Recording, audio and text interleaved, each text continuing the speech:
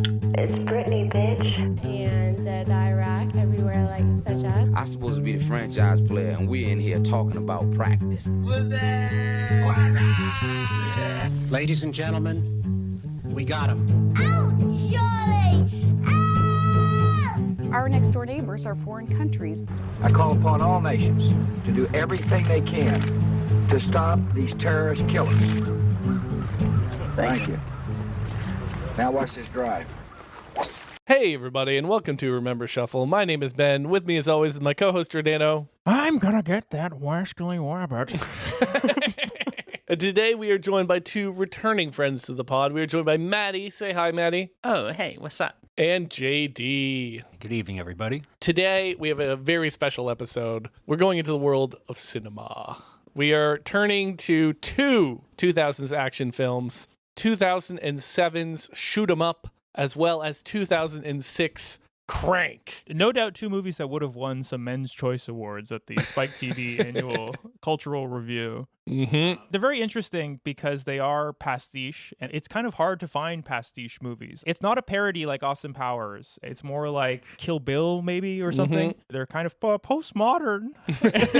This type of movie just isn't allowed to exist today anymore. Just a good, solid B movie that's fun, but isn't about anything really other than massive violence. Yeah, it's so tricky to do like a pastiche without doing parody. I think it's very much self-aware of the fact that you're watching a fucking action movie right now, and we are going to be congruous with that in the way that we aestheticize all of the action and violence. Yes, they are low budget, standalone, schlocky action films, which, as we will see as we get through, we just don't get anymore. These are like mosquitoes fossilized in amber of a particular time and type of movie. Yeah, it's the 2000s version of an 80s action film. Mm-hmm. Like the way that they do the one-liners and at least Shoot 'em Up. That's very like 80s pastiche in a way. Like when we say pastiche, we mean something that is of a genre, that is an homage to the genre, and is also heightening that particular genre and maybe blending other elements of it. That's like a nice little working definition for pastiche. Thank God you said that, because we were getting past the point where I was going to be too afraid to ask.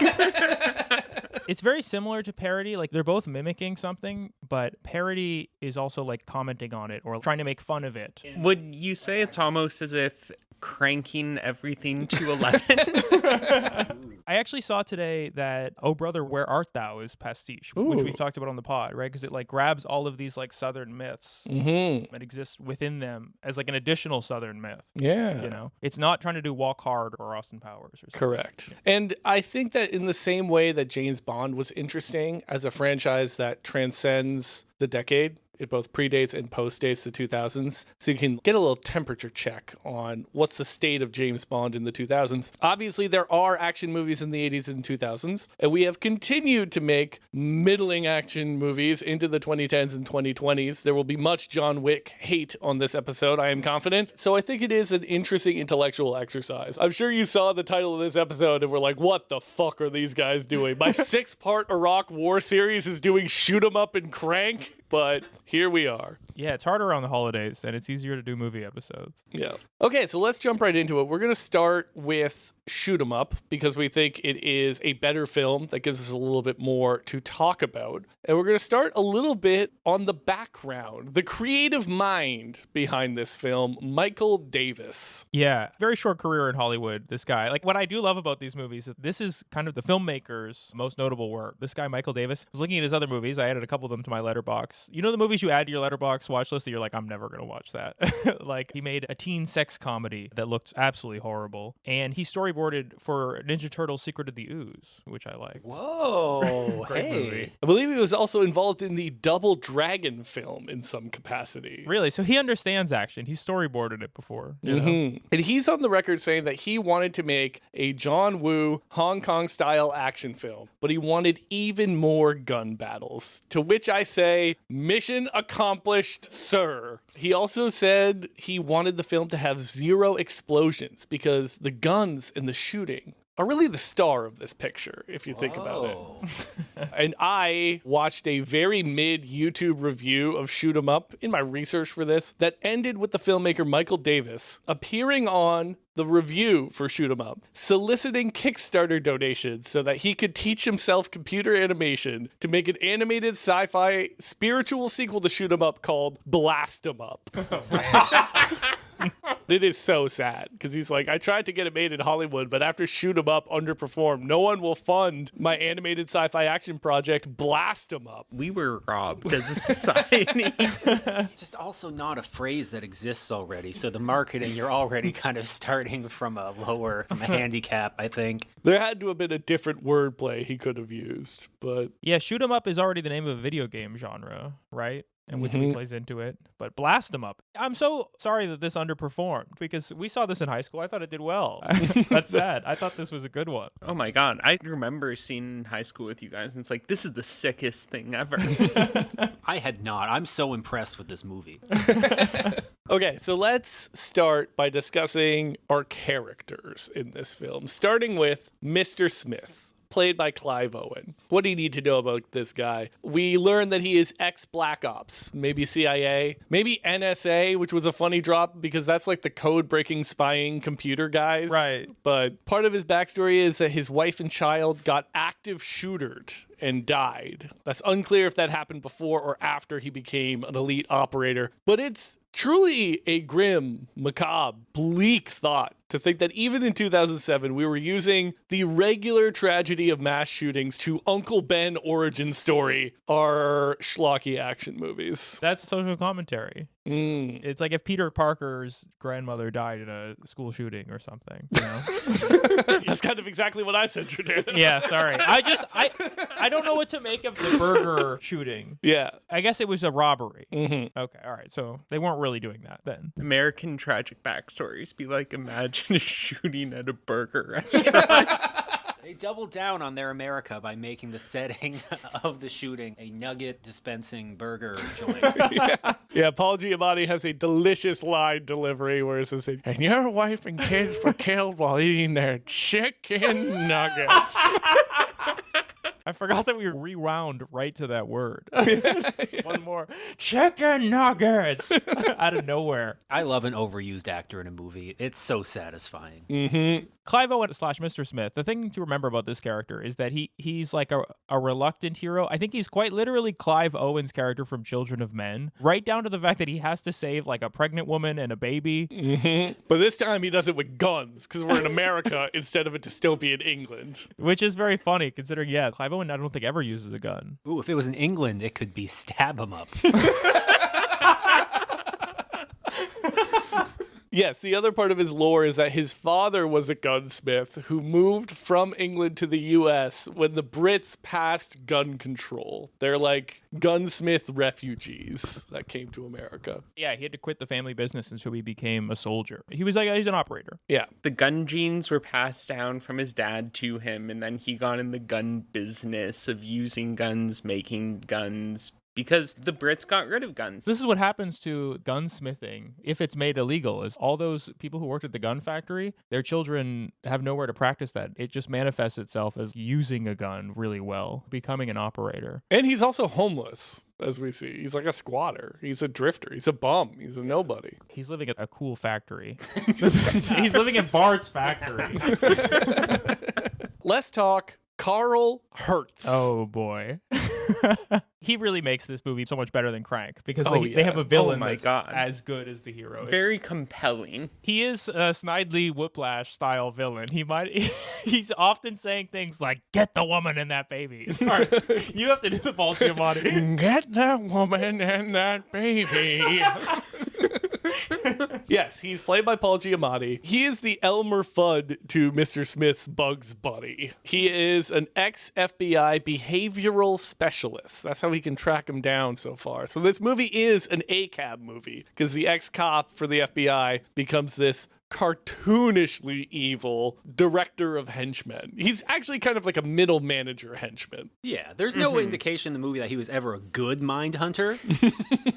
But that's what he's supposed to be, a former mind hunter, and the other henchmen hold him in awe. Look, he entrapped so many lonely young men into terrorist plots. Actually, the one who shot up the burger joint that made Clive Owen happen was an FBI patsy. They're more connected than they realize. What are some of his great cartoonishly evil lines? As he walks by a dead woman who has just given birth, he says, "Nice knockers." One thing this movie is not afraid to do, which is completely to its credit, is it's not afraid to expend its having the villain just be disgustingly sick on screen so that their eventual demise is more satisfying. There are so many better movies, and I put up heavy air quotes, like June Part 1, that they fail to expend their points of like making the villain as sick as possible so that when they get collateral damage trying to kill someone, it's more satisfying. This movie has Paul Giamatti feeling up a poor dead woman. It's quite sickening. And then coming in his pants from it. And I think because it's a dumb action movie, it fits so well, this type of character. I love that line when Clive Owen has concocted like a fake robot baby and leaves it on the street. And after Paul Giamatti runs it over and realizes that it's not a real baby, he says, Ben, you gotta say you're so much better than Oh my God, that is twisted. That sick son of a bitch. I think I'm losing it the more I do it, though. Is you got a finite amount of Giamatti in here? Yeah, I only have so many Giamatti points. Somebody get me a carrot. I gotta get the stat buff that carrots give you. Yeah, in the opening scene, gun battle, he shoots multiple of his own henchmen. There's a scene where he's aiming over one of the henchmen who's been shot, and he's writhing in agony, and he says, "You're ruining my shot!" And he shoots the guy point blank. There's another henchman who's been shot in the ass, so he shoots him in the other cheek, and the henchman gets to drop the line, "My ass!" Someone had to both write and deliver that line. What TV show did one of you compare that to? Maybe I was just thinking of SpongeBob, actually. I believe early in the movie Snakes on a Plane, a guy gets bit in the dick by a snake and says, "Fucking snake, stop biting my dick," or something along those lines. Yup. Also, in this movie, throughout the film, as he's hunting down Mr. Smith, he's always taking calls from his wife. And, like, their son's birthday is coming up. He's always saying, "Sorry, Hans, something came up. I can't make it." And so the movie really does a lot with this maniacal, sociopathic, relentless villain who has this completely mundane relationship with his life. You know, the old ball and chains on my case again. The film's kind of doing that boomer style, I hate my wife humor. Right. Maddie, you brought up that you saw this in Bruges, which is the exact same dynamic the villain has in that one, the boss. I would say pulled off much better in Bruges, but this is still a great movie. The final line really does make that entire subplot worth it. Yes, so maybe the best line in the film, the one that got the most laughs out of us. Paul Giamatti has been shot 4 times in the chest through this ridiculous Looney Tunes style shooting in which Clive Owen puts shells between his broken fingers, holds them in the fireplace long enough for the gunpowder to ignite, shooting him in the chest and falling down. As he's dying, he picks up the phone. We hear half of the conversation. And he turns to Clive Owen and goes, "That was my wife. She's leaving me." Just to really salt the wound of this villain's death. And we all died laughing. And I think this is where we need to point out that when we talk about how corny this villain is, we are not mocking this movie at all. This movie, and I am super picky and get super annoying in my brain when movies don't do things exactly the way I want. This movie somehow just goes so hard into being so stupid. They finally did it, guys. I loved it so much. He's so perfect. Right. This movie knows what it is. Mm-hmm. Exactly. And with all those other movies where a mob boss has a boring, mundane relationship with their wife, like in Bruges, those actually don't serve anything. Whereas in this movie, it serves like sticking a villain one more time before he dies. Yeah, it rocks. My theory is that this plot line that we see across all these different mob movies is dumb filmmakers' attempts at replicating Tony Soprano. Tony Soprano is a mobster with a wife, and the show's about how he has a family and he's a criminal. So what if we did a little something like that? How does he juggle his capital F family with his minuscule F family? Yeah. It is downstream of Tony Soprano, though obviously way less complex and well executed in all of these cases, let me be clear. And last thing on Mr. Hertz before we move on. We've been gassing up Paul Giamatti this whole time. He, hands down, has the best performance in the film, and his delivery of some of these zinger lines is fucking impeccable. There is an art, a skill to delivering a good zinger. Here are some incredible ones. Guns don't kill people, but they certainly help. Or, fuck me sideways. I thought that was clever because he was in the film Sideways, directed by Alexander Payne. He says, I'm not a pussy with a gun in his hand. I'm a tough guy with a pussy in my hand. I'm not doing it as well as he does. Like, just incredible, unimpeachable, flawless performance from Mr. Giamatti. I know someone else who's unimpeachable with a pussy in his hand. Am I right, boys? Am I right, boys? God damn it. Last two characters will do this really quick. We got Donatella Quintano. She is a sex worker who specializes in lactation play, played by Monica Bellucci. 5 out of 5, oof marron on the oof marron scale. And her initials are DQ, folks. What do you think that's about? I mean, her first name Donna is just woman, right? So it's like woman, Dairy Queen. The only reason I noticed was she was abbreviated as true. DQ in the subs, really early on, and I feel like that was intentional. Yeah. And the last character, use that loosely, is a character I like to call Senator Plot Device. There's a senator who's running on a gun control platform. He's not really a character. He's a plot MacGuffin for the weird conspiracy that this film has going on. So let us do our plot summary of Shoot 'em Up. Guns solve literally all your problems if you're good enough with I them. got this. I know how your audience probably takes in plot summaries these days. A man saw two men going into a building after a woman. What he didn't know was that she was actually pregnant. When he shot off the men, he shot off the umbilical cord with a gun. Your audience will understand the movie if we tell it to them like that. He intervenes reluctantly, killing the gunman with a carrot. Right. So, opening scene, woman gives birth, shoots the umbilical cord, there's a gunfight in a warehouse. And there's an incredible sound drop. You know, the mother has died. Clive Owen, he's just a drifter with a gun. He sees the baby crying in the stairwell, and what song plays? The Joker and the Thief by Wolf Mother. Oh, yeah. An incredible, perfect sound drop. Probably the first thing that would have came to mind if you had asked me about this movie like a month ago. I'll be like, what do you remember? I'm like, I remember fucking Joker and the Thief. So he gets away. He goes to a brothel because he needs to find someone with breast milk to feed the baby. This is where he crosses paths with DQ, but she doesn't want anything to do with it. Might it have been easier to buy some baby formula? Maybe. Zipline criticism.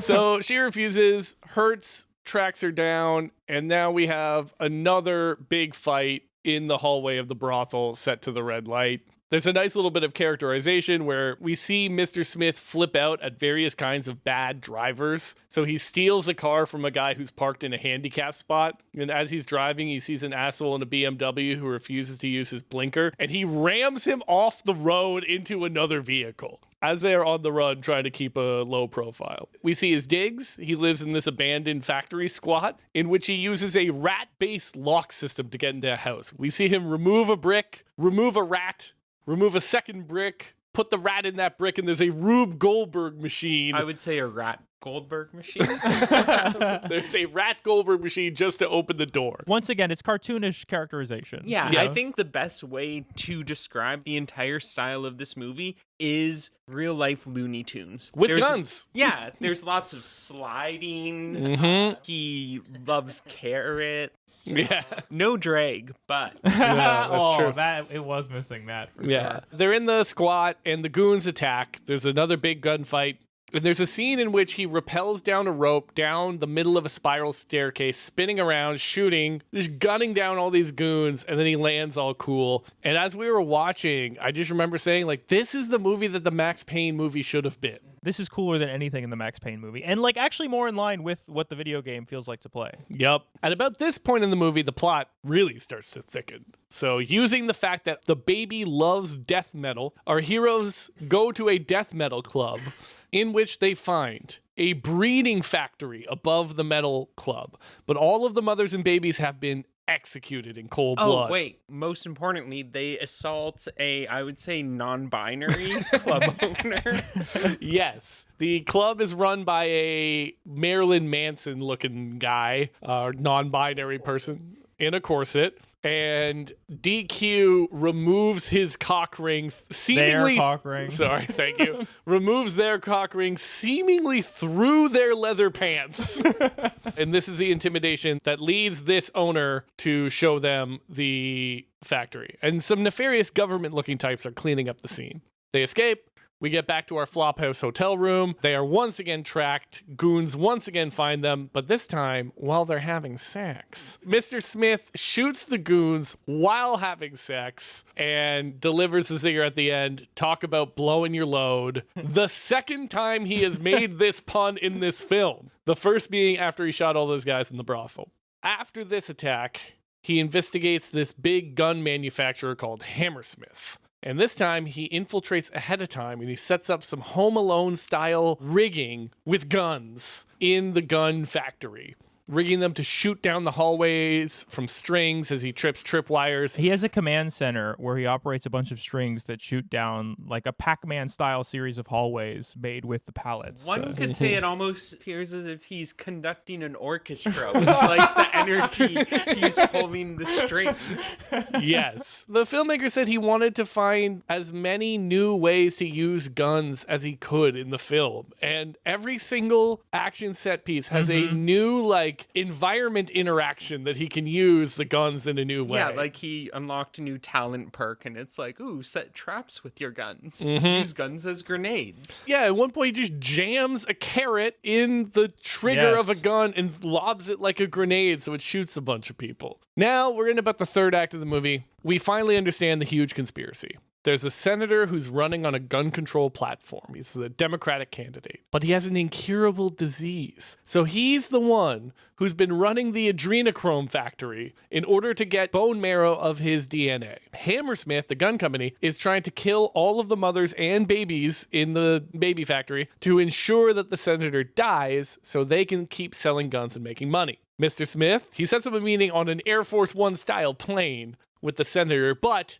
twist. He takes a bite of his carrot. He gets his eyesight buff. That is not a joke. That's the thing that happens in the film. Every time he eats a carrot, his eyesight improves. And he notices that the senator is covered in dog hair. The very same dog hair of one Mr. Hammersmith. And he realizes that he has caved. He has abandoned his values. He's cut a deal with them. So Smith kills this senator, jumps out of the plane, and then there's a big green screen skydiving gunfight. This just occurred to me. If Hammerson and stuff wanted to actually get rid of the senator, you don't have to kill the mothers. You just have to be like, hey, we have proof he has an adrenochrome. Yeah, that would be simpler. But they have all these guns. They're a gun manufacturer. Okay, no, you gotta that use is them. true. History has proven anything. It's that when the horrible child crime allegations come out, it takes people down immediately. That's what I've heard. Okay, this was 2006, though. It would actually be a scandal, unlike now. Second final scene. Mr. Smith is taken to the Hammersmith hideout. He's tortured. All of his fingers are broken one by one. The thing with which he shoots guns. He fights off the goons by impaling himself on a scalpel and then using the scalpel in his hand, stabbing people. There's blood everywhere. He can't shoot any guns because all of his fingers are broken. But this is when he does the thing that we mentioned up top about putting the shells between his hands to shoot and kill Mr. Hertz. In a movie where they keep finding novel ways to have guns shot at each other, right? Whether it's like on a string or thrown with a carrot in it. Of course, the way that he gets Giamatti is just to put the bullets between his fingers and hold his own hand in the fireplace. It's beautiful in its simplicity. Yep. Turns out this hand was the gun the whole time. The hands are a weapon, baby. A hand can be a gun. If you're tough enough, you can become the gun. Be the gun. So the final scene of the film, Mr. Smith tracks down DQ and the baby. She now has a non-hooker job at a diner. His hands are all casted up because his fingers are still broken. 3 meth head looking people break in to rob the place, and they are uncouth in a way that offends him. They're dirty. One of them has no shoes. It zooms in on his no shoes. They're flipping off middle fingers. And Clive Owen once again puts the carrot in the gun, uses the carrot to pull on the triggers as his fingers are broken, and we go out to some final over-the-top gun violence. He shoots off the middle finger of this uncouth rabble-rouser. He shoots the tendons in one guy's hand. Yeah, this is their cool new way of using a gun. He actually makes the victim shoot a gun at the other victim by aiming at the tendons in their forearm. Yes. And it's all set to another impeccable drop of Kickstart My Heart by Motley Crue. An incredible song. Yeah, Maddie, about this whole scene, you said it was like a max level character going to the back to the beginning zone. Yeah. After he's taken out Paul Giamatti. Mm-hmm. He's shooting them in the tendons. He's prestiged. There's one thing that could improve this movie. Mm-hmm. I think one crossbow kill. Don't have to ham it up or something, but the simpler gun for a less sophisticated age, like just one, because there's stabbing kills and stuff, so it isn't just like only guns are allowed, but a singular crossbow kill or bow kill, I think would have been a nice little touch. Oh, dude, or an arquebus? Or a blunderbuss? Oh my god, incredible. That reminds me of one gripe I have with this film. They never used the tank. Right. They had Chekhov's tank. They had an unfired Chekhov gun, and it was a 75 millimeter gun. Yeah, at one point, because the film got tired of having the woman and the baby in the movie, he hides DQ and the baby in a tank in a museum, and you're just on the edge of your seat thinking, like, surely we're going to fire this big-ass gun. But it never happens. It's a big old misdirect. Or at least the tank's going to run something over, crash heroically through a wall. Okay, the entire time, though, like, he has to make a scene of spanking a woman to get her in the tank, and then just afterwards, they're allowed to, like, quick travel into the tank. Mm-hmm. And, like, are they pooing in the tank? Yep. It's like Gustavus Adolphus used to say, any pussy can be a tough guy with an arquebus.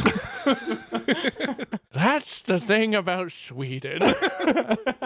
Any peasant can become a tough guy. All it takes is a slow-burning wick.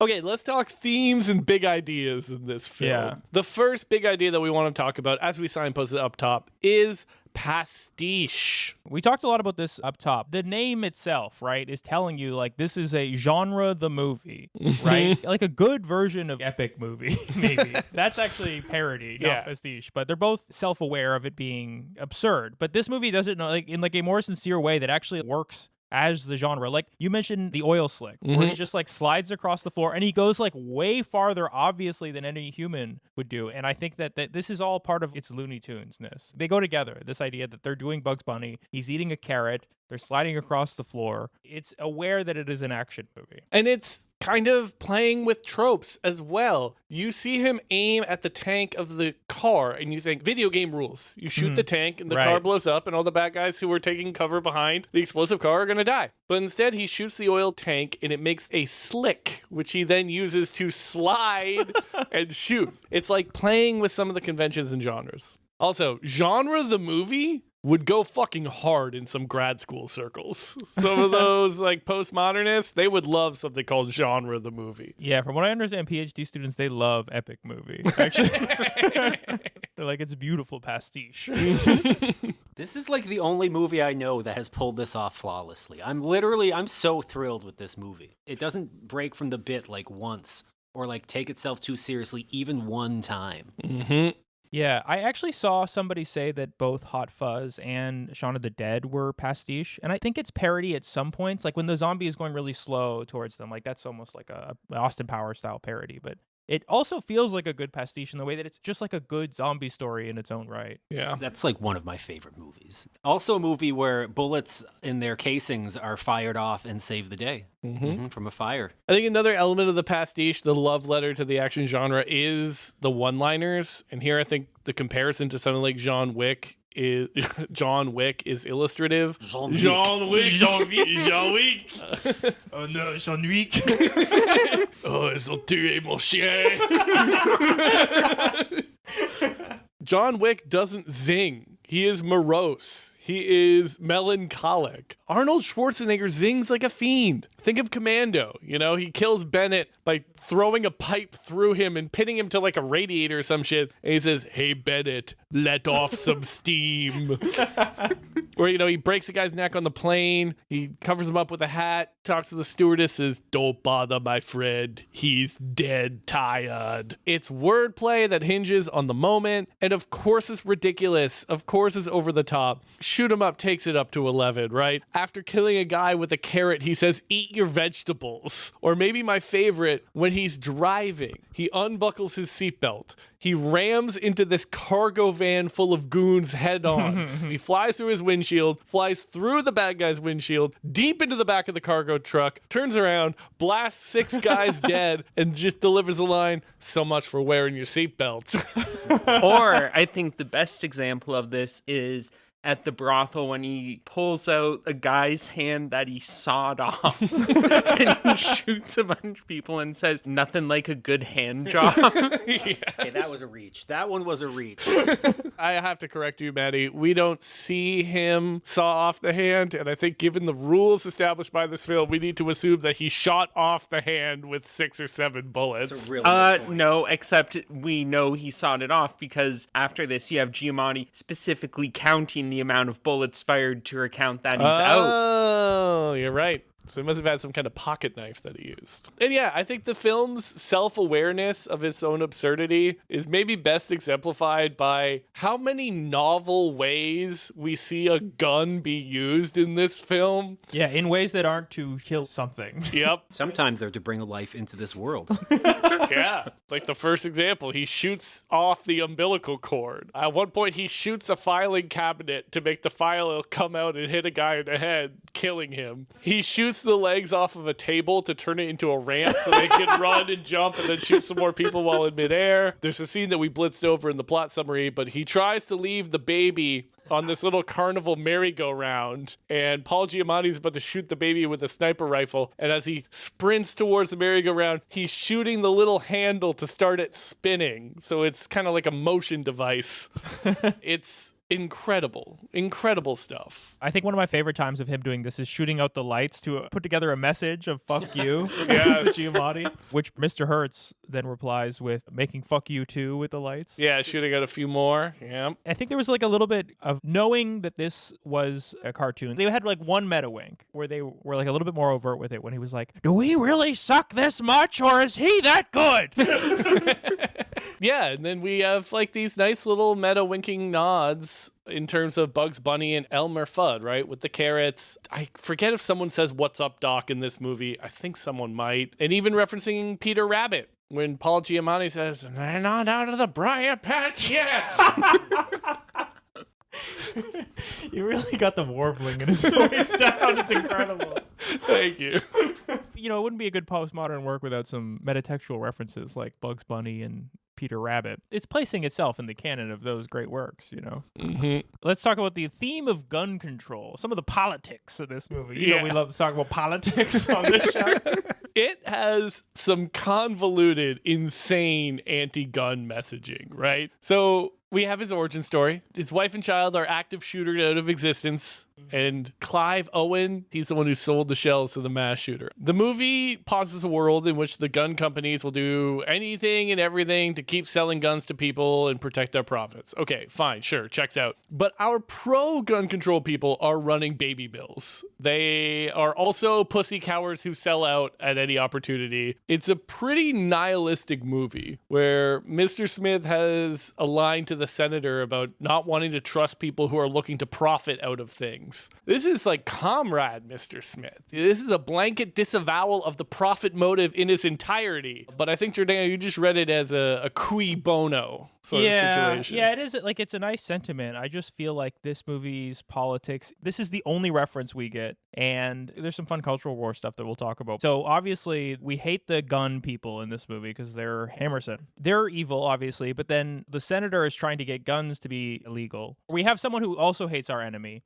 But it turns out they're just as sick and twisted as the gun people. The gun people want to kill the babies, but our gun control senator actually, he wants to keep the babies alive just long enough to steal their bone marrow. He also wants to kill the babies, I suppose, in the long run. Yeah, it's a pretty tepid, convoluted anti-gun message that is also totally undercut by the film using guns and violence as a source for our entertainment. You get 10 minutes of like, guns are bad for America, and you get 80 minutes of like, look at how fucking sick this shit is. Yeah. Look at how cool it looks. I do like that idea, actually. The political class is doing kind of like the villain from Mad Max style stuff. You know, he's got like a breeding farm set up. Overall, Wait, you like that? I think that's good. No, because they're saying it. It's fucking saying it's saying it about the political class. It's commentary. Yeah.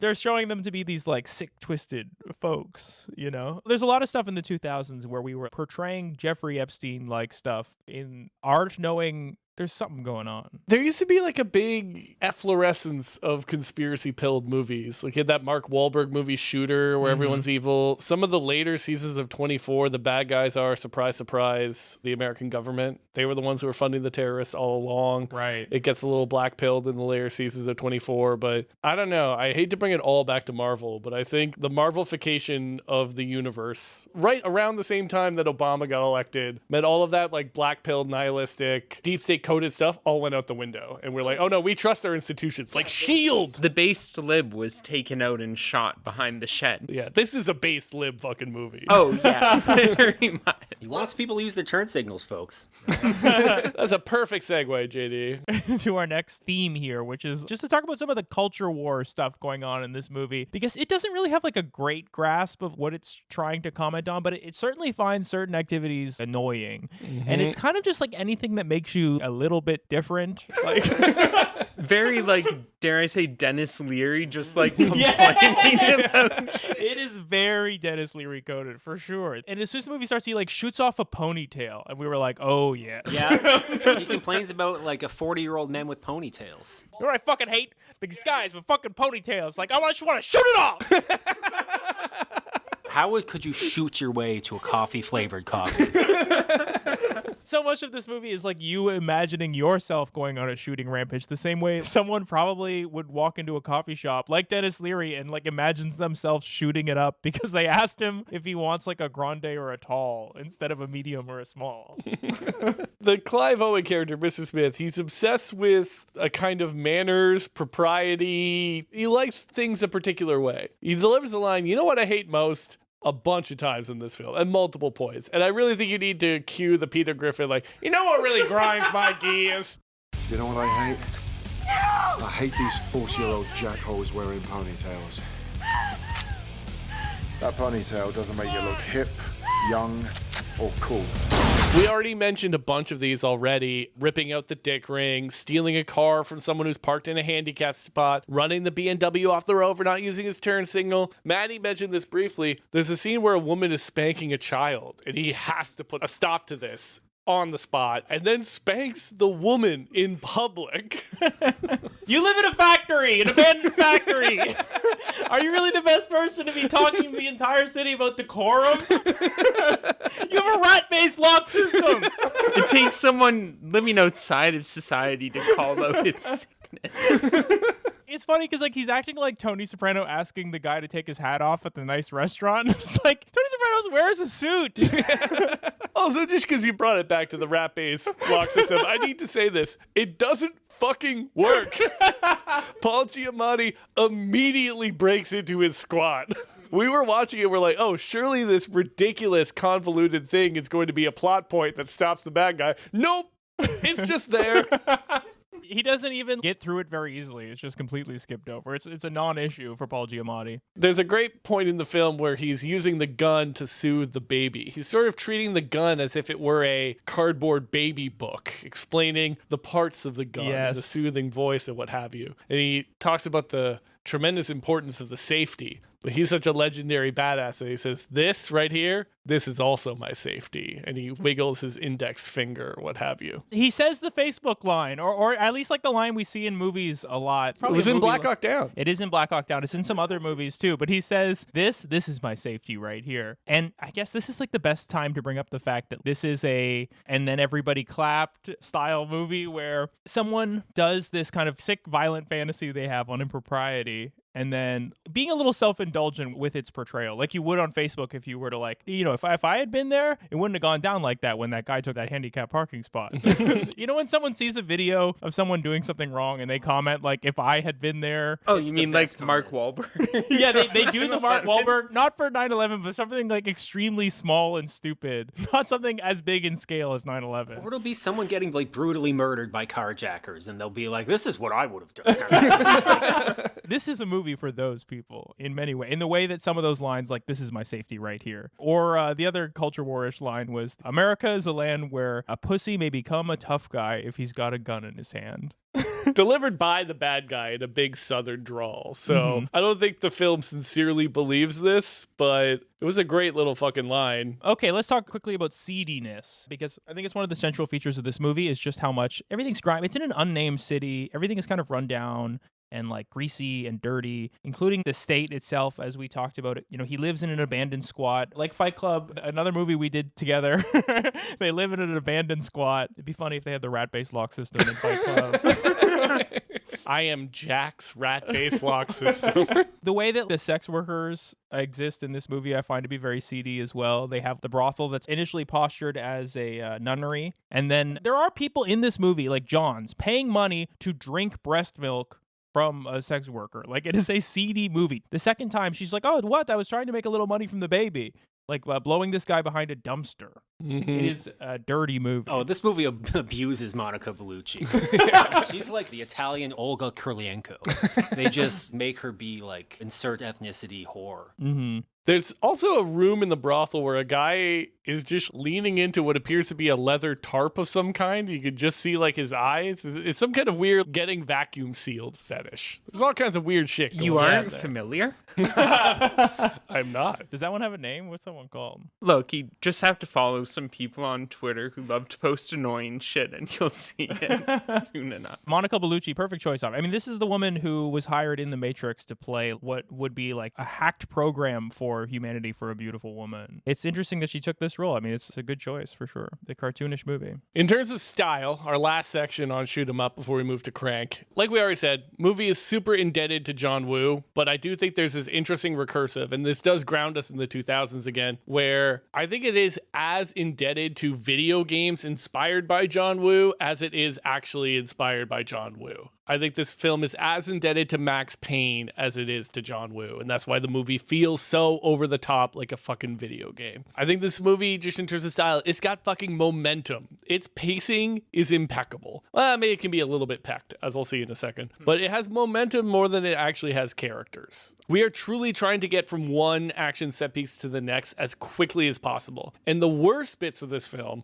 are the bits in between, where they need to figure out what we're going to do between point A and point B. And sometimes they try and flesh out characters. Often they need to unpack their stupid conspiracy. But here's an example of what I mean. The scene that the film wants to get to, that it is itching to get to, that it is tumescent to get to, is the scene where they have sex while shooting bad guys to get to the blowing your load pun, right? We need a nude Monica Bellucci and a mostly nude Clive Owen to fuck and fight. But they've already established that she kind of hates him. They've done nothing but hate each other at this point for the film. So there's this thrown in fight that they have where Monica Bellucci is like, "You never even asked me what happened to my baby." There's a way too fast reconciliation, and bam, they're banging. And it's neither earned nor believable. And very shortly thereafter, he proposes to her with a gun. He slides the ring on her finger to propose to her. Guns can bring people together as Indeed. well. But like, yes, these in-between interstitial scenes are kind of the worst of the movie because they really just need to get to where they want to go. Right. Also, just last style note, there's a scene when he's got the Home Alone traps where Mr. Smith kills a guy with his Home Alone style gun, and the blood spatters on the camera like it's a Gears of War chainsaw kill, if you remember that. But yeah, that's all of our themes. Overall, this was a good movie, like we said. I think, Maddie, you joked that this is like a movie that exists inside the Idiocracy world. Yes. Which is exactly what it is. That world, we'd love to do an episode on that one day. That world seems fun. It's kind of the McBain movie, too. Yes, exactly. A couple miscellaneous notes. Would it shock any of you to know that this movie does not pass the Bechdel test? It only passes one of the three. It's also hilariously, like, whoever wrote up the review on the Bechdel test website mislogged it as "shut 'em up." Which is exactly what this movie does to most of the women, I guess. Like The two women. two women. Our second film, I can't remember the name. I think it was something like the Heart That Couldn't Slow Down.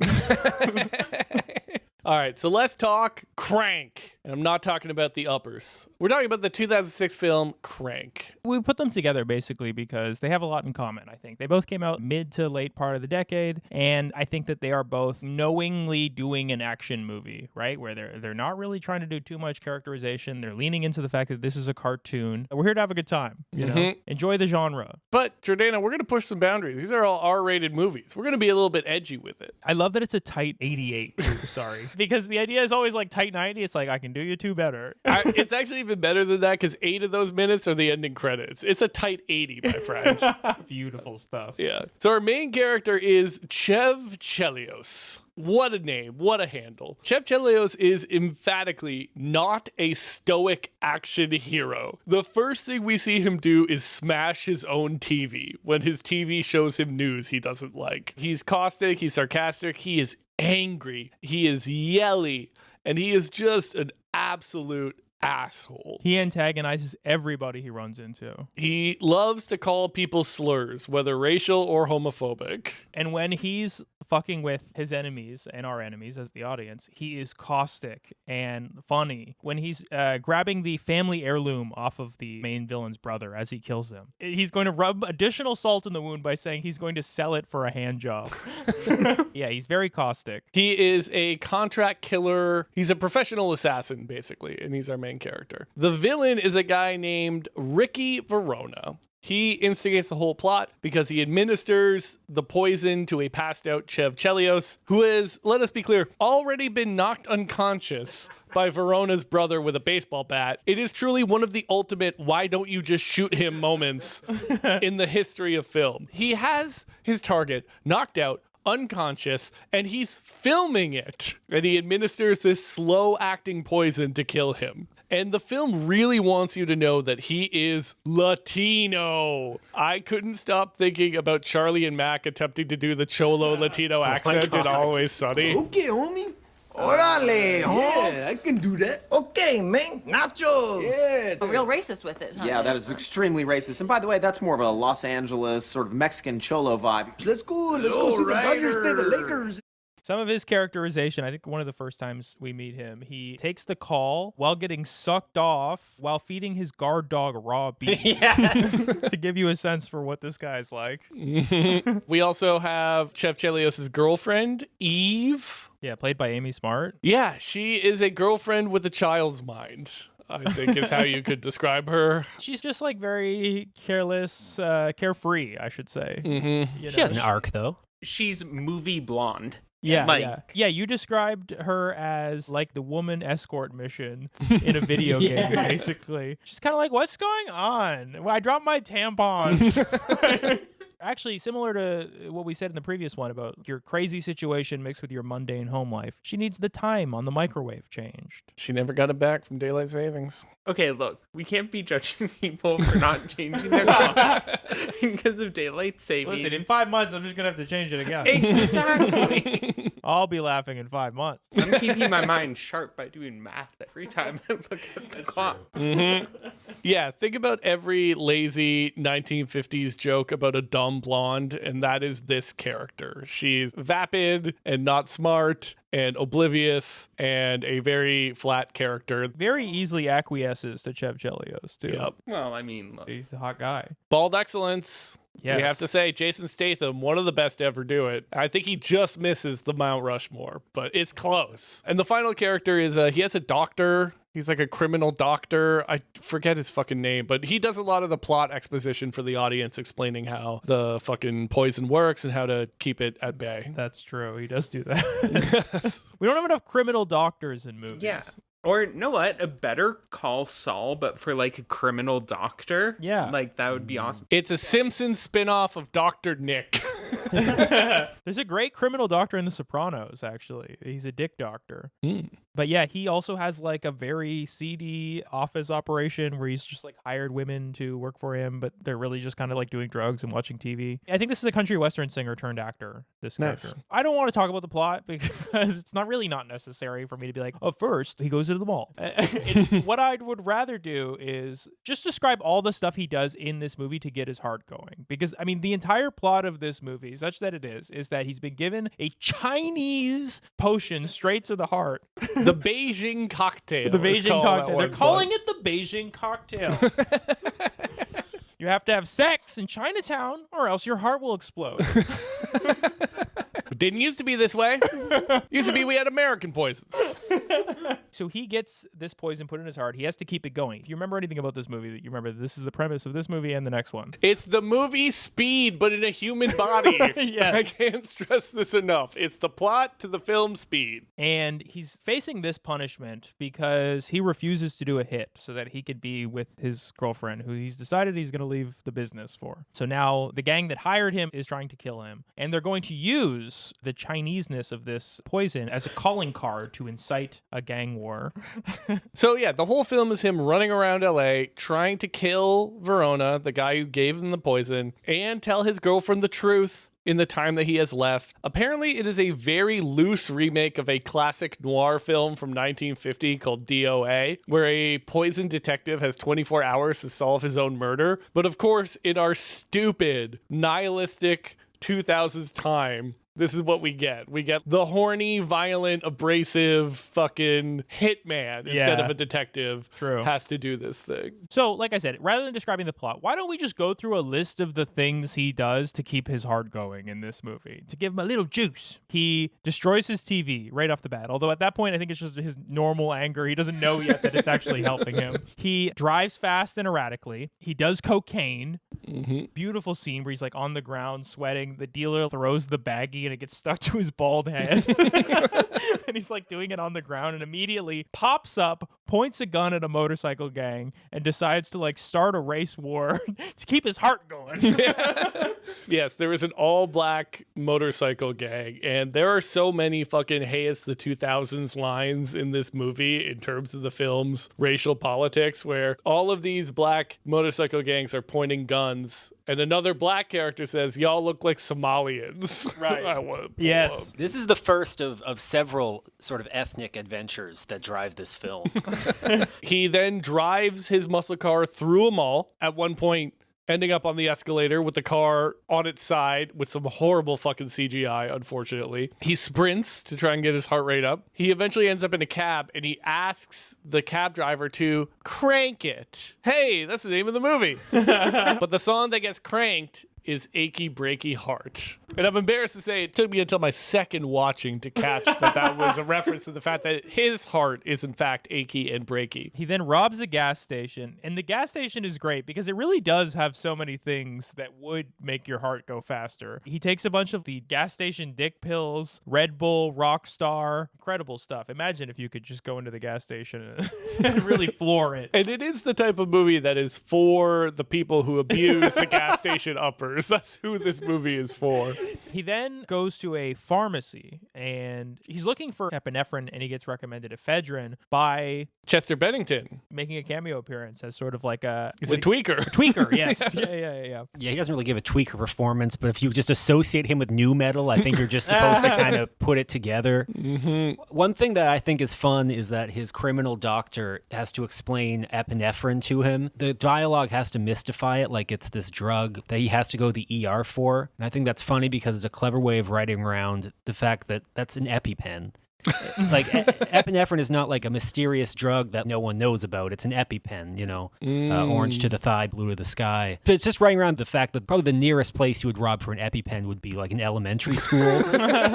True. And that'd be more of a shoot 'em up kind of point. Which one of you is allergic to bees? I don't think we want that. So he starts just huffing nasal spray because it's got a little bit of upper in it. He then holds the hospital up for epinephrine. He's now naked in a gown running through the hospital. He holds up Glenn Howerton from Always Sunny. Great, 2 weeks in a row to get an episode with an Always Sunny acting appearance in the 2000s, which is crazy. Lost with Rob McElhenney. Yeah. I definitely said that wrong. Yeah. He holds up a hospital to rob epinephrine. He uses a defibrillator on himself first. I think he asks for a little juice. He's walking into traffic. He's like feeling the effects wear off. And he decides to do what everyone's always wanted to do, which is grab a cop's gun. And he starts calling him a pig. He steals the motorcycle after throwing the gun away. And that's not even enough. He's speeding. He's doing donuts. He stands up on the motorcycle in the Christ pose, just trying to get a sweet hit of adrenaline before crashing it into like a brunch setup. He's still in the hospital gown. It's really like a beautiful scene, seeing him speed in the motorcycle in the hospital gown. He then ends up at his girlfriend's place. He puts his hand in the waffle iron just to feel something. Never mentioned again the fact that he burned his hand in the waffle iron. But he's a tough guy. You know, he's really tough. He's not just a pussy with a gun in his hand. He then, in a scene that you probably remember if you saw this as a teenager, when scenes like this could imprint on your mind with ease, he has sex with his girlfriend in public in the middle of Chinatown to try and get his adrenaline up. There's a bunch of very scandalized Chinese people, but eventually they start cheering him on. He can't quite get it up, but then a school bus filled with, I kid you not, Japanese schoolgirls in the uniform and everything show up, and then he can perform. These schoolgirls are later interviewed, and they talk about how big his dick is, because this movie wants you to know that Chev Chelios, he's got a massive hog that he can crank. It is canonical. It's not just his girlfriend saying this. Though she also says that later. Yeah. When his girlfriend performs freeway fellatio on him, she says, "You're so big down there." So we have two instances in which characters mention his massive hog. And from one who's more impartial than the other, you know, with the person on the news. It's on the news. The instances of him being able to speed up his heart get a little bit You more... can see the writer starting to slow down, if you will. You can see the writer starting to lick the bag, as it were. Unfortunately, near the end, they can't come up with new ways for him to really get a hit, but we're starting to see stuff like him taking a Haitian voodoo potion from his taxi driver, which doesn't result in him experiencing anything cool at all. They kind of foreshadow that you're about to get like a It's about to get pretty fucked up. Before he takes the drug, he has a blacklight voodoo vision. The very funniest thing, though, would be if it was just like downers. It's the thing that they use to make the zombie, the thing that kills you briefly. Yeah, then he gets Roadhead. He then does meth, or he's given meth by his doctor, I guess. That's more fair to say. His criminal doctor. And then his doctor sets him up with like a professional. It's meant for insulin, but his doctor has filled it up with epinephrine. And he takes a fistful of mystery pills. Which also leads to a crazy vision. And then the last two things that happen to him are that he decides to like hold onto the side of a helicopter while fighting the main bad guy, which I'm sure would get your heart going. Mm-hmm. And finally, he jumps out of a helicopter. He takes one more phone call with his girlfriend. He actually ends up on her machine before hitting a car, killing an innocent person. And landing on the ground. Chev Chelios dies, but he took out literally every other named bad guy in the film and unnamed bad guy. The end. Crank. Yeah, he ends up working with the Pan-Asian mob. Listen, it doesn't matter. He kept his heart going. Yep. Anything else we want to say about the plot of the movie before we talk about What the style? plot? Just moving on to the style of this movie. I think it's a little more winking to it being a video game than the other one was. It starts with a weird little video game screen. It's mentioned once that he's a video game character. It's almost like a GTA movie. Exactly. He's riding around town. At one point, he yanks someone easily out of a car and they don't resist at all. Mm-hmm. I really like the part when he uses a defibrillator is not to kickstart his heart, as it were, but so that he can move laterally away from the gun-toting cops who are coming at him, so he can use the crowd control from the defibrillator to shoot him back into the elevator, which is lateral to the gunmen trying to get him. And I thought that was a sick move, and that's only how it works in a video game. Mm-hmm. Yeah. Even the way that you go across town and it shows you like on a mini map, like it's an overhead map view where it'll say like the Shirtwaist Factory or whatever. Yeah, then be like Eve's place. Instead of tracking shots, they have Google Maps mini map. JD, you read my mind about this being the GTA movie, even down to the racially segregated ethnic gangs. Shit, you're right. Style-wise, lots of CCTV footage. They'd always cut, so like you're seeing 4 screens at once. Mm-hmm. The old Steven Soderbergh split screen. It makes it seem really dynamic. If you have 4 little screens, you see multiple people moving. So much fucking saturation. It's LA in the daytime, and they have cranked that saturation knob all the way up to 11. All the way up to Zack Snyder, the top levels at some point, especially when he's going into his memory, you know? So when he's experiencing his heart slow down, they'll make the vision very foggy for the audience in like a ring around the picture, often move it like to maybe take some of the color out of it. You'll hear his heart slow down. There's a lot of like heart beating in this movie in general. They'll show you the pigeon heart. For some reason. They'll just zoom in X-ray to the CGI pigeon heart to be like, this bird's got a heart too.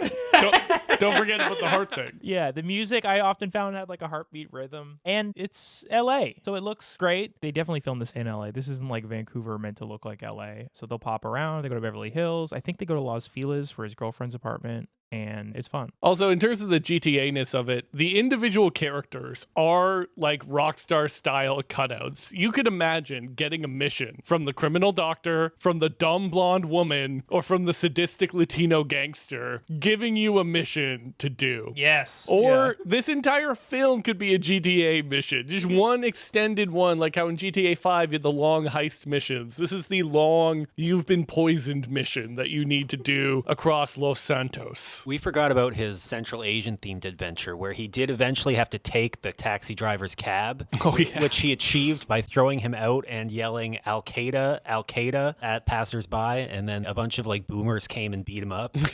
You were saying that it's sort of like a South Park style joke, the way that's presented. Yeah, there's some South Park sensibilities to it in ways both woke and unwoke. Well, the South Parkness of that to me also comes from the fact that like he yells Al Qaeda, and like throws his cab driver into the street, and the like senior citizens descend upon him like the Somalians in Black Hawk Down and start ripping him to shreds. You're right. All right, so that's all we got on style. Let's talk themes and big ideas. I originally wrote there are no themes in this film, but we came up with a respectable two themes for this film. There's some culture war stuff in there. This is an inferior film to shoot 'em up, I should say. And so even the grind my gears style stuff in this movie is inferior. And it mostly boils down to how women are annoying, right? Like one of the first things, he's been poisoned. He's trying to get in touch with his girlfriend, but his lazy girlfriend, first off, she's sleeping. He doesn't know that yet, but she doesn't have a cell phone. And it goes to the answering machine. It's the most annoying answering machine answer possible, where she's like, hey, I'm not here. Leave a number. I'll call you back. Unless you're trying to sell me something, in which case I'm not interested. Oh, I'm out of time. And he just says like, buy a cell phone or whatever. You're Jason Statham. Oh, boy, a cell phone. He's an orc. He is rather orcish in Actually, this yeah, film. well, I'm not. How can I even hold that against you? He is rather orcish. Yeah, he's got animosity, like the 40K horse. That's for fucking sure. Yeah, he's very orc-like. He's very much more physically capable than everybody else. He's caustic. He's able to survive like the car crashes by sheer force of will. That's a very canonically very orcish thing to do, you know? He has sex in front of Chinese people. Actually, orcs are asexual in 40K. My fault. Yeah. Yeah, hey, leave a comment if you want to hear a recording of us explaining the 40K universe to one or more of your beloved hosts. Yes, please do. The culture war stuff in this movie is much more hateable. It's like one of the reasons why I think it's like an inferior movie is I think they're like a little bit more sincere in the filmmakers themselves also having dipshit views. Like I think his friend Kalo is his gay friend who's like one of the only friends that you come to like, him and the doctor and the girlfriend, I guess. And they unceremoniously kill him. Like this movie does not care about Kalo at all. First of all, does not react to his death at all. This crop top queen gets killed silently by getting just brutally hung. He doesn't express any displeasure at it. He's like, oh, nice, a meat shield for me. Yeah, no, when the gunfight starts, he uses his dead friend as a meat shield. It's extremely graphic. Looks like meat shield's back on the menu, boys. The second and final theme for Crank is death. Yeah, this movie's so smart. I mean, it's really just like a meditation on death itself, you know, because at first, you know, he runs away from death by making his heart continue. But after a while, he starts to wonder, well, how long should I continue to stay alive and to what end? His opponents are saying to him, like, listen, man, everybody's got to die sometime. I'm doing an impression in the movie, obviously. Yep. He does get a little existential. He considers it a few times. You know, people answer the phone to him, "What up, corpse?" But he decides in the end, I'm going to kill everybody. No, I'm joking. There are no themes in this movie. It's fucking stupid. Try and have a good time. Yeah, okay, just a few miscellaneous thoughts on Crank. I think that the girlfriend portrayal is the most misogynistically created on-screen woman that I've seen since The Room. Her reaction to seeing her boyfriend kill several men in cold blood. You were gonna walk away from this for me? I'm sorry, does this look fun? Hey, don't touch my boyfriend. He kills people for a living, she says proudly. All the other stuff we already said. She's a dumb blonde who can't fix the microwave. Actually, I'll counteract that. This is, you see, evolutionary psychology and stuff. She sees her boyfriend being a steppe warlord. And that attracts, that makes him attractive to her. He's the toughest orc in the band. Exactly. In the war band. The criminal doctor's employee who spends $300 on a bill, and he asks her, "What was this for?" And she goes, "Snacks." This is like what women are in this movie. It's just his girlfriend who's like, "Oh my God." And the people who worked at the doctor's office who are just like buying snacks. Or there are so many different iterations of women who are professionally hot at a men's clubhouse of some kind in this movie, whether it's like the biker bar, the pool, the doctor's office, the spherical glass balls in the business meeting. Like, women are quite literally props in this Oh my God, that club is where the Harkonnens built their fortune. There is a office building that they go to at the end with some interesting stylistic choices. They have like the women fighting in tar in the lobby, the women in glass balls on the roof, and the projection of the turtles having sex on the roof of the bathroom. Tortoises. Tortoises.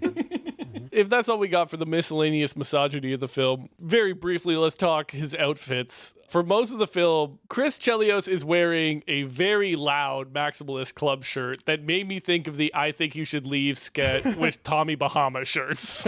It looks like he went out the night before, and he's on the walk of shame here. He spends about half the movie in like a hospital gown, which he does to disguise himself, and it results in so many hilarious shots of like him doing something crazy with the wind causing his ass to show as it like flutters behind him. Also lets him get a nice little boner joke where he takes all the epinephrine and like he's got like a raging heart on and you can see it through the fucking gown. It makes all of his antagonisms with strangers so much funnier when he has like a boner through a hospital gown while doing it. Yeah. And finally he changes into a tracksuit, which is the platonic ideal of form and function. I will go on the record saying. But he's a gangster hitman assassin, and as JT pointed out, Chev Chelios, where's he from? Sounds Greek. Yeah. That's a tracksuit country.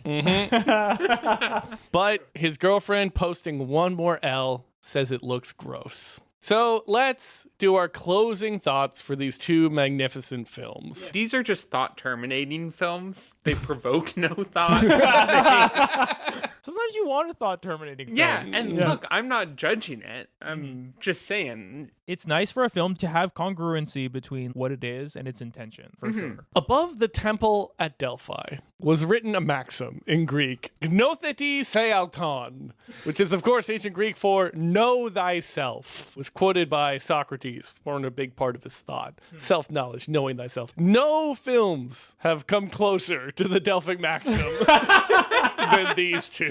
Yeah, I think this would be a good point to bring up Matt Chrisman's review of this movie, actually. You know, we like to read reviews occasionally, normally Roger Ebert, but here's the Shoot 'em Up review from Mr. Chrisman, who gave it 3.5 stars. Hey, Joe Carnahan, you know that movie you directed that came out in 2007? The one that seemed to promise balls to the walls, guns blazing action with hordes of hitmen blowing each other to hell for 2 hours? You know, Smoking Aces? Well, I'm sure I don't need to remind you that it sucked, and the very few action-inspired set pieces were spread extremely thin across 90 minutes of convoluted, pointless plot machinations and ludicrously extraneous character development. It's too bad you couldn't take notes on the other action film released in 2007 with an apostrophe in the title. Shoot 'em Up is everything Smoking Aces tried and failed miserably to accomplish. And I agree with that. I think like the idea that you would take something like Smoking Aces, which like has a better premise, and even in high school I was like, this stinks. This is horrible. That you would try to do character development in a movie like that is crazy, and not understanding what do we want from this. We want a beautiful action movie. Sometimes we want the aestheticization of violence in its purest form. For my closing thoughts, yeah, I mean, I agree with everything the brilliant Matt Christmas said, of course. But I thought I would do a little bit of word association. You know, what words come to mind if I had to describe these two films? I think they are the cinematic equivalent to energy drinks, video games, Facebook rants, new metal or roid rock, or even a punk rock album, but like some of the worst ones in that it's a middle finger, it's fast, it's abrasive, it's not meant for everyone. These are both loudly and proudly R-rated movies. They're for the fucking baby boom echo. They're for the millennials who are aging into their late teens and early 20s. And I just want to ground us again in the 2000s and say, remember when they come out. It's the late 2000s. The great superheroizing of cinema has just started. We've had one Chris Nolan Batman. We've had 2 of the 3 Spider-Men. And those smooth PG-13 films that would come and would sand off all the edges of the action movie genre, they were right around the corner. And I think that these two movies are kind of like a big middle finger to what is coming down the pipeline. They're low budget, standalone, R-rated films rather than franchises that are going a bit against that mainstream grain. And if we were to do this compare and contrast exercise to what comes after John Wick et al., we see that these movies take themselves so fucking seriously. John Wick isn't going to do zingers. John Wick has lore. John Wick is not going to have a shaky cam. John Wick is going to be dark and not as visually interesting as even something like fucking Crank is. Yeah, I've only seen John Wick 4, but it was over 3 hours long. Sucks. John Wick sucks. Like, I'll defend John Wick 1. Yeah, sure. Like John Wick 1 is okay. John Wick 1, perfect standalone story. Like, damn, this is a crazy world. And if it ended there, I would brook no argument against it. But yeah, it does epitomize everything wrong with action movies now, where it's like, it has to be a franchise. You have to be able to mine it for as much like profit as possible. Things aren't allowed to die. Mm-hmm. How cool was it? They made an action movie and it made $100 million. And that's like, oh, great. Like, this isn't a financial failure for the studio that our movie only made $100 million. Yeah, and what makes these films so great, as we've said over the past 90 minutes or whatever, they're not parodies. They're having fun with their genre. They know what they are and they're doing it. They know what they're selling. And the thing that they're selling is spectacle. Spectacle and a little bit of humor and a little bit of provocative titillation. And sometimes that's enough. Sometimes that's all you need. You don't need the lore. The lore gives something the illusion of depth. But John Wick is, I would say, just as mindless and brain dead as both of these films, but it's just way less entertaining in doing it. Way less entertaining. They want to lean on, like, we had Keanu Reeves go and learn to do, like, authentic three-gun shit. Pop, pop, pop, pop, pop, pop, pop. I'll do all this shit. All of these, like, complicated doing his own gun stunts on camera. Still in service of scenes where guys come at him kind of like one at a time, and he shoots them really fancy style. But the movie still has the exact same, like, shitty action trope of people being like, I have a gun pointed at you, but I'm kind of look at you until the first guy is done dying. Like, it still does all that shit. I can't stand John Wick. Has anyone attempted to make a good pastiche film in the intervening years? I don't know if Baby Driver is one, but I've been complaining about this movie ever since I've seen it. It sucks. Really? I love Edgar Wright. I love Shaun of the Dead. Baby Driver is like, it tries to party rock. Here's some parallels. There's a movie that it tries to party rock with its soundtrack of party rock anthems. And I think that falls flat because they have to make it so the character is kind of deep and he diegetically enjoys the party rock songs of the movie instead of just letting them be the music. They do all of these over-the-top tropes that are clearly pastiche. They're clearly not meant to be, like, serious. You know, the love interest walks in singing to herself, but then it still, by the end, does urge you to be like, but isn't Baby Driver actually kind of deep because he's so weird? The movie cannot resist. Yeah. Cannot resist. I don't remember the soundtrack being all that party rock. I recall, and I could be wrong. You're right, actually. I remember the soundtrack, and this, I think, is a point in your favor, JD, in terms of it not being pastiche. Rather than being fun party rock albums, it was a soundtrack that was like Tarantino showing off his cool taste in music. It was like... You're 100% right. I think there was one, like, rock song, and I'm, like, hinging completely on that. Yeah, it was Edgar Wright being like, look at these cool, sort of, maybe kind of obscure 60s and 70s fucking funk songs that I'm going to put on this thing. Okay, you're right, and this undermines my point, but you're right, and that's worse. I don't know. I haven't seen it since it came out. I remember digging it, but No, you're right. It is exactly like that. It's someone being like, yeah, I know about like Bang Boogie and the Wally Whoppers or whatever. Like they want you to know that. I remember there being at least one song that was like a driving rock song, but you're right. The movie also was sorry for party rocking, whereas you got Shoot 'Em Up doing the exact opposite. Not even trying to come up with like maybe like a bit of an obscure rock hit. Like Crank had like that Screamo song at the beginning that I didn't recognize, but I got the point. Shoot 'Em Up goes and like Kickstart My Heart. Joker and the Thief. Ace of Spades. Yes, Ace of Spades. Like we're not trying to impress anyone with our deep cuts. Give me that weird pick slide. Can I just ask everybody, what is your favorite action movie? Any action movie you'd recommend to the audience? My favorite might be like The Raid. Have you guys ever seen The Raid? Great movie. It's I haven't. Indonesian movie about... All right, fuck off. No. It's I swear it's like as mainstream as they come when it comes... The Raid was pretty good. Yeah, a drug dealer is holed up in an apartment complex and he has to do a raid on it. I can't give you a favorite, but I know the action movie that ever got me the most amped was watching The Protector. Yeah. Heck yeah. Arm break him up. One of my greatest regrets is that I worked at a Mongolian grill in high school, and the three of my good friends went to go see The Protector in the same mini mall plaza that I was working at the Mongolian grill at that night. And they visited the restaurant. I could see them through the window doing elbow fight moves. And I was like, fuck! God damn it, I missed the fucking action movie. Went back to my house and like Spart hockey helmets and gloves on and like fought in the basement. That movie was so sick. Where they had the restaurant, the small restaurant that was a front for the much larger evil restaurant.